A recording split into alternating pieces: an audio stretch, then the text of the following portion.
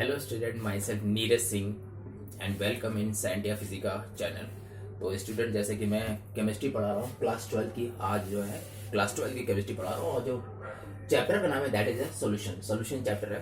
तो स्टूडेंट, मैं solution chapter में कुछ चीज़ें मैं आप लोगों को क्लियर किए दे रहा हूँ। देखिए, ऐसा होता है student, solution is a mixture, और मिक्सचर भी कैसा, होमोजीनियस मिक्सचर। मतलब होमोजीनियस यानी कि बिल्कुल इसमें कंसिस्टेंसी बिल्कुल कांस्टेंट रहती है।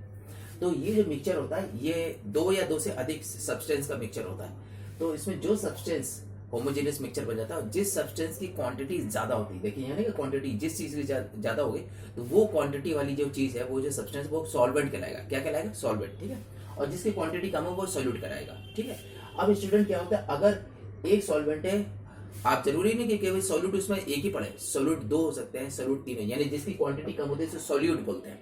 तो सोल्यूट अगर आप जो है थोड़ी सी कम है, यानी कि सोल्यूट जो है 2, 3, 4 जितने भी हो सकते हैं, लेकिन सॉल्वेंट एक ही होगा। ये चीज ध्यान रखिएगा स्टूडेंट, सॉल्वेंट क्या होता है, सॉल्वेंट एक ही होगा, लेकिन सोल्यूट जो है 1, 2, 3, 4, 5 कुछ भी हो सकता है। तो जैसे कि अगर आपने कोई सोल्यूशन है जिसमें एक सॉल्वेंट है और एक सोल्यूट है, यानी कि दो सब्सटेंस हुए, एक तो सॉल्वेंट हुआ, एक सोल्यूट हुआ, तो इस तरह के सोल्यूशन को बाइनरी सोल्यूशन बोलते हैं। क्या बोलते हैं? Binary solution. और अगर किसी सोल्यूशन में एक सॉल्वेंट है, दो सॉल्यूट है, सपोज कि जैसे पानी में आपने चीनी डाला और थोड़ा सा नमक डाला, तो यानी सोल्यूट दो हो गए, एक चीनी हो गया और एक नमक हो गया। तो यानी कि ये जो सोल्यूशन बन के तैयार होगा, ये टर्नरी सोल्यूशन कहलाएगा। It is known A ternary solution. और अगर किसी सोल्यूशन में एक सॉल्वेंट है, सॉल्वेंट तो एक ही रहेगा, सॉल्वेंट के साथ तीन अगर सोल्यूट है तो वो क्वाटरनरी सोल्यूशन कहलाएगा, एंड सो ऑन। आप 3 सोल्यूट 4 सोल्यूट 5 सोल्यूट ऐसे सोल्यूट की क्वांटिटी बढ़ा सकते हैं, उसी हिसाब से सोल्यूशन बढ़ता चला जाता है। अब स्टूडेंट ने आपको मैं टाइप के हिसाब से बता दूं, सॉलिड लिक्विड गैस इस तरह से होता है, as for solid liquid gas. तो solid to solid, liquid to liquid and gas to gas, इस तरह के 3 टाइप के, तो ये सॉल्यूशन हो गए। दूसरा ये सॉलिड से लिक्विड, लिक्विड से सॉलिड, इन दोनों में हो सकता है, इधर हो सकता है। तो टोटल मिला के 9 टाइप्स के सॉल्यूशन पॉसिबल है, जो कि मैंने आपको दिखाया। अब स्टूडेंट, मैं सबसे बड़ी बात बता, कंसंट्रेशन के हिसाब से सॉल्यूशन दो तरह के पॉसिबिलिटी है, एक तो डाइल्यूट सॉल्यूशन, एक कंसंट्रेटेड सॉल्यूशन। डाइल्यूट सॉल्यूशन में क्या होता है कि सॉलिड की क्वांटिटी बहुत कम होती है, बहुत ही कम होगी, तो वो डाइल्यूट होगा। जैसे कि अगर 100 ml आपने ले लिया सॉल्वेंट, आपने ले लिया पानी ले लिया, उसमें 10 ग्राम आपने चीनी डाली और डिजोल्व हो गई, तो ये कंसंट्रेशन, इसमें जो है सॉल्यूट का कंसंट्रेशन कम है। लेकिन अब 10 की जगह आपने 20 डाल दिया, 30 ग्राम उसमें चीनी डाल दी और तब डिजोल्व किया, तो वो कंसंट्रेटेड कहलाएगा। यानी कि जिस सोल्यूशन में सॉल्यूट की क्वांटिटी ज्यादा होती है वो कंसंट्रेटेड कहलाता है, और जिस सोल्यूशन में सॉल्यूट की क्वांटिटी कम होती है that is a dilute solution. ठीक है, तो ये हो गया।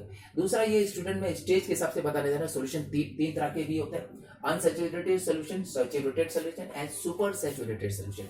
देखिए स्टूडेंट, बिल्कुल सिंपल चीज है, किसी सोल्यूशन में अगर आप बहुत कम क्वांटिटी में सोल्यूट डालते हैं, बहुत कम, यानी उसमें अभी और सोल्यूट डाल के उसे डिसॉल्व करने के चांसेस हो सकते हैं, तो इस तरह का सोल्यूशन हमारा क्या कहलाएगा, अनसैचुरेटेड सोल्यूशन। ठीक है स्टूडेंट।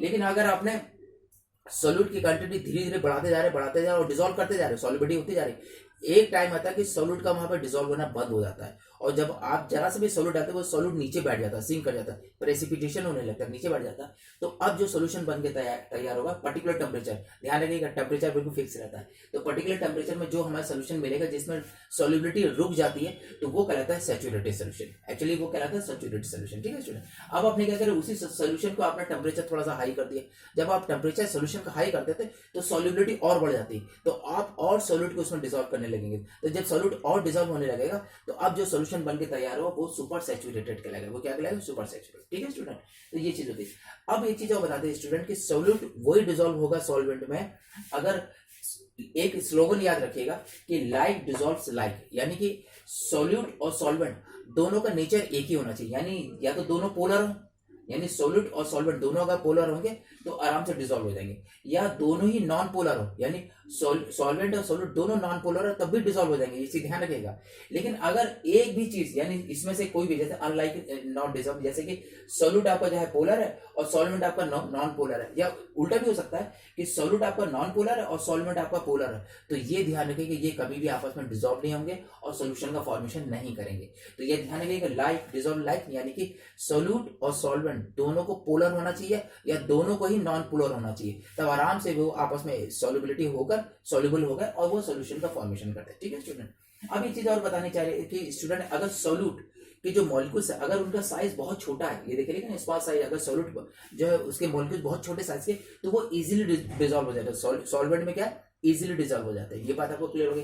दूसरा एक मैं इफेक्ट बताने जा रहा हूँ, कॉमन आयन इफेक्ट। सिंपल सी चीज है। देखिए सपोज जैसे स्टूडेंट ये सिल्वर क्लोराइड है, सिल्वर क्लोराइड का अगर आयनाइजेशन करेंगे तो you will get the silver and chloride ion, ठीक है।